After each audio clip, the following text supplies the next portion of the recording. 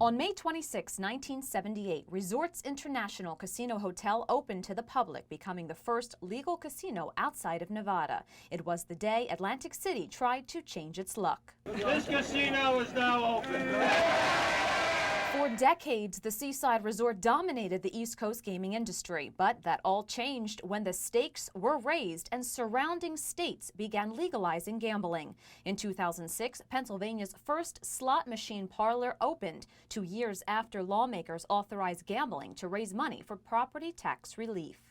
Of course, they will never have that beautiful boardwalk, Atlantic Ocean, and beach. So Atlantic City has that over Philadelphia. Atlantic City has the entertainment policy over Philadelphia right now. And I do believe the best chefs in the Delaware Valley are in still the Atlantic City jurisdiction. So Atlantic City has that as well. So from a well-rounded gaming destination resort standpoint, the Atlantic City experience is still superior to Philadelphia. But Philadelphia is on the move, and they are making it, and they can make it. Now, the Keystone State is home to 12 gambling facilities with a second casino license up for grabs in Philadelphia. Roger Gross, the publisher of Global Gaming Business Magazine, says while the Philadelphia casinos are doing well, there's major concern another casino would be too much competition. There's a lot of debate whether the second casino is necessary in Philadelphia. A lot of the existing casinos are saying it's going to drive them out of business or at least cut into their business substantially.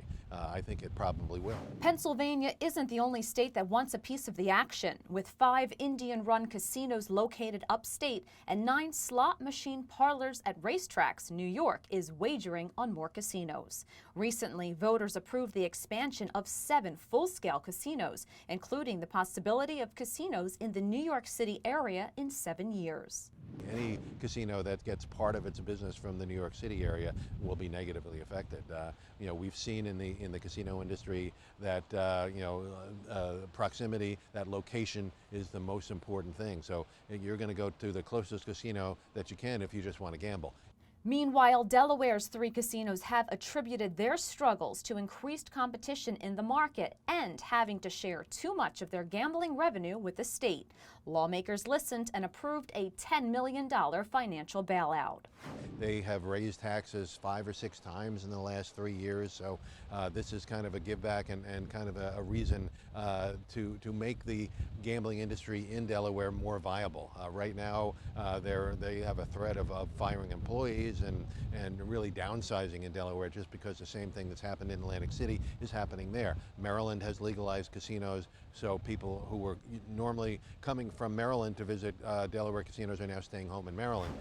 The tides are changing and the market is oversaturated with casinos. Here in Atlantic City, the landscape is ever evolving as casinos continue to disappear from the skyline. First, it was the Atlantic Club earlier this year, and now most recently, the Caesars Entertainment Corporation has announced plans to cease operations at Showboat Casino by the end of the summer. Now, it's anyone's bet what's in store for Revel, the resort's youngest casino.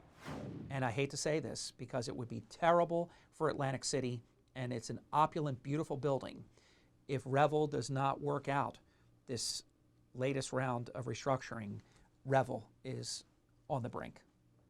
Since 2004, 26 casinos have opened in the Mid-Atlantic region. Currently, there are 24 casinos within 100 miles of Philadelphia, a huge shift from the early days when Atlantic City enjoyed the monopoly. And if that's not enough competition, gamblers can now bet on the internet. Borgata has led the way, offering online gaming to anyone legally allowed to gamble and located within New Jersey's borders through computers, tablets, and smartphones.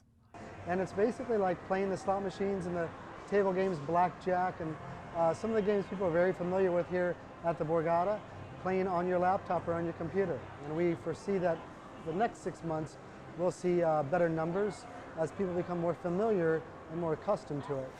As dozens of land-based casinos in the Northeast and more on the way continue to fight for the same customers, only time will tell which casinos will strike it rich and which ones will fold.